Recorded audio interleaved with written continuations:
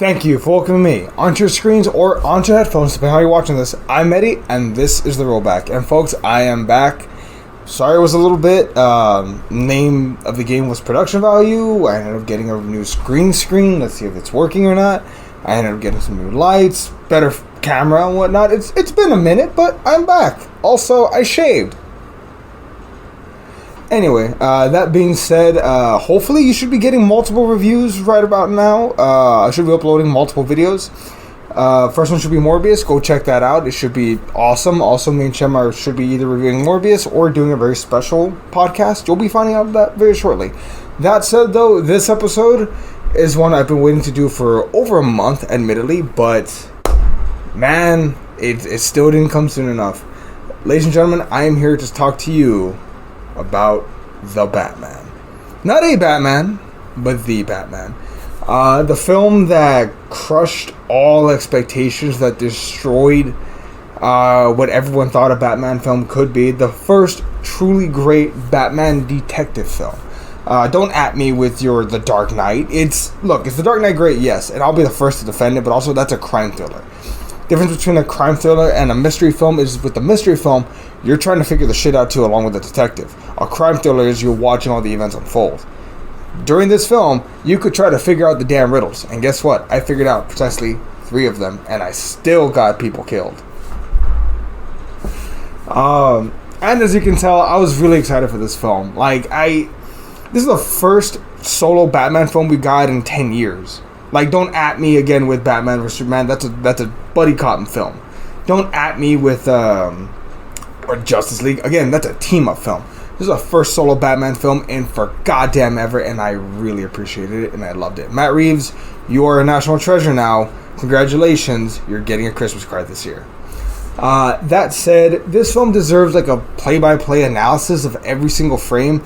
So excuse me, I can't do that. I don't have the time to do that, and most importantly, I will get sued if I try to do that. But I can talk about the film and all the greatness that comes from it. The acting is incredible left and right. From Robert Pattinson as the Batman, Zoe Kravitz as Catwoman, who I would say steals the show, along with Paul Dano. I think it's Dino. Paul Dano as the Riddler, which, goddamn. Andy Serkis as Alfred, which we don't really get a lot of Alfred in this film, which I'm not against. We've had a lot of Alfred in the other Batman films, so you know what? If he wants to take a bit of a backseat and only play a real pivotal role in certain parts, fuck it, I'll take it. I trust you, Matt Reeves. I really trust you. And you know what? The fact that Alfred was such a background character made his possible death a real likelihood, and I think he knew what he was doing when he did that. Again, props to him. Mr. Jeffrey Wright playing, I might actually say, the best Gordon? Fuck, he might. Sorry, Gary Oldman. Sorry. J.K. Simmons, you weren't even in the conversation. I'm sorry, mate. Well, who knows? If J.K. Simmons had a solo Batman film to work with, maybe he would be. But, I think Jeffrey Wright might be the best Gordon ever, because you see the relationship. You see that these two are willing to go to bat for each other. No pun intended. But nonetheless, Gordon and Batman in this are partners. If you notice, Jeffrey Wright never calls him the Batman. He always calls him partner, because that's what they are. They're two sides of the same coin trying to work towards justice and trying to find, in this particular case, a really fucked up serial killer. Which, can we talk about this Riddler for a moment? Can we talk about this Saw-esque domestic terrorist? I love the fact that this guy, Chef's Kiss, this Riddler, he has this online community, this subreddit, this subforum, with other extremists of, we need to overthrow the city and overthrow the corruption. And my god, who thinks of this? But also, thank you for thinking of this. This is great. I love this. I love how entertaining this was. Man, there's so much to go with, though. Multiple layers. It infuses parts of The Long Halloween. It infuses parts of Batman Year One. It infuses parts of 0 Year Joker holding Gotham hostage. There's so much to this film, and I love every part of it. Just the opening scene. Funny story. The opening scene, this is not a spoiler, It's just the Riddler killing a guy, like his first murder victim. Right after he starts beating the dude with a hammer in the theater on the premiere day, I watched two families of like 9 people total walk out, and the parents are going. One parent is going, no es esto, saying like, no, not this film, because she thought, oh, Batman movie, it's for kids. Those kids were 5. This is not a Batman film for kids, folks. It is not by any stretch of the imagination. And then the second family is like, no, there's too much blood. The second one, because again, not for kids. This is not a kids Batman film.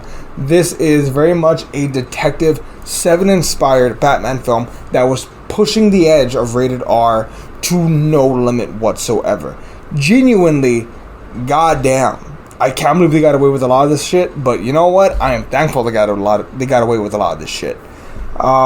This film is just brutal. There's a funny joke. How do we unlock it?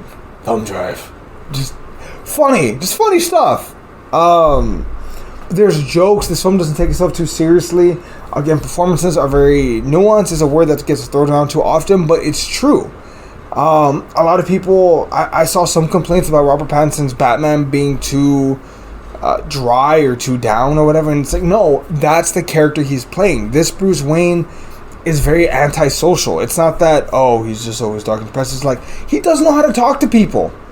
Good job on giving us a new take on Bruce Wayne, on Batman. Thank you for giving us a character that's realistic in a sense of like, he doesn't have it all together. It's only year 2. Also, that noir feel, the fact the voiceovers are awesome. It gives us this great detective feel. And again, you're on this journey, and there's so many plot lines through it. From Catwoman trying to sneak a friend out who may or may not have witnessed a crime, who gets murdered, and Catwoman wants vengeance, but also she steals money. Also, Falcone is her dad. All the government officials are corrupt, and they own Falcone. No, motherfucker, he owns them. And all these other layers. It's great storytelling. And then on top of that, we have the Riddler. On top of all of this, murdering these corrupt government officials, clearing the board, but also like manically torturing these guys. You know, in the manner in which he does these things, you see all of this. It's so gritty and it's real, but god damn, do I love this. As you can tell, I really did enjoy this film. In this film, Batman is not perfect. He's not polished, and I love it. He's rough around the edges. You see moments where he questions himself, or he doesn't know what he's doing. At one point, when he's running from the GCPD in the building and he gets to the rooftop, I think that might be the only time I've seen Batman scared in my life. Scared while wearing the cowl. I've seen Bruce Wayne go, oh fuck. But to see Batman on top of a building go, oh shit, like, he's 20 stories up in the air and just looks down like, oh man, that's awesome. And then the squirrel suit, for those of you who don't know, a squirrel suit is what he wore when he was like flying down, but nonetheless, awesome. I loved every second of it. Man, this film did nothing wrong. If anything, you know what, I'm supposed to have a con here. Here's my con. This film was only 3 hours long. If it had been 6 hours, maybe it would have satiated my hunger, but so far it hasn't. I wish this film was longer. If there's any deleted scenes, add them on. Make a director's cut, please. I want a 4-hour version of this film. I could watch it twice. Also, I think maybe one other thing. There's so many set pieces in this film that any one of them could have been the final ride. The part where Falcone gets killed could have been the cap of the movie. The part where they capture the Riddler could have been the cap on the film. But then we get that delicious scene, maybe my favorite scene of the whole film, where Riddler and Batman are going back and forth. And Riddler just keeps saying, Enigma keeps saying this really uncomfortable, Bruce Wayne. Like he just keeps yelling his name, but it's so uncomfortable, but I like it.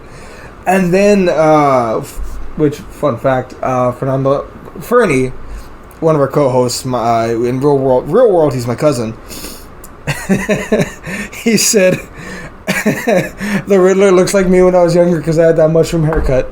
If I can find an old picture, I'll put it on here. I swear to God, I'll do it. But nonetheless, that scene where they're going back and forth, and the Riddler even says, like, we're teammates. Like you and me, we're on the same side. And Batman says, fuck you, we're on the same side.